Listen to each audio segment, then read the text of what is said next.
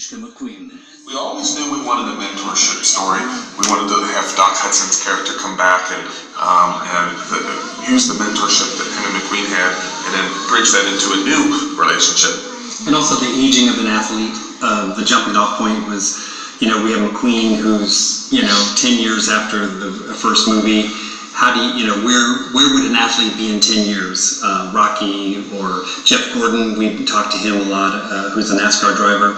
And that sort of was the jumping off point, and then the mentorship also. O realizador Brian Fee já tinha trabalhado como animador nos 2 filmes de carros. Ele, o produtor Kevin Greer e o resto da equipa também estiveram numa corrida contra o tempo. We were really lucky in having people like Jeremy Lasky, who had worked on Cars 1, Bobby Podesta, who had animated as our animation, and Kim White, who knew the look we were trying to get.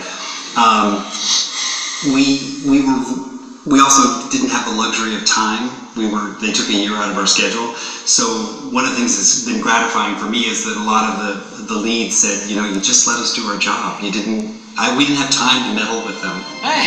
Qual foi a minha velocidade? Sei lá eu, só consigo ver isso na passadeira. It was a good challenge for us because we had new tools that were like new lighting tools that allowed us to get real reflections from the sets and from the other characters. So on the first 2 movies, when we wanted reflections on the cars, we had to cheat them and decide what would be in those reflections and very specifically place them. And it was hard work.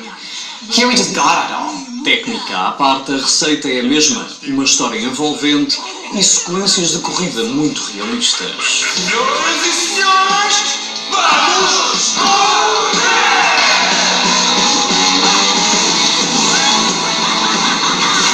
We hired and befriended a lot of people at NASCAR. We had a consultant, Jeff Gordon's crew chief was our consultant, and when instructions are being given in the movie, lines, we ran everything by him. He even wrote a lot of those lines to make sure they're authentic as possible. I really dove into the sport. We visited a lot of races. I didn't miss a race. If I couldn't be there, I would watch it on TV. We looked at so much footage of races. One of the ones that we watched a whole bunch was Jeff Gordon's last race, and it takes place over hours. And you get to see how the track lights come on and how the night comes on and the colors in the sky and the cars. And we really looked at that a whole lot. And then when you watch in our movie, right, the sequence where McQueen crashes, you can see that whole time of day change. And again in Florida, when at the last race. Boa sorte, pista campeão. Vai precisar.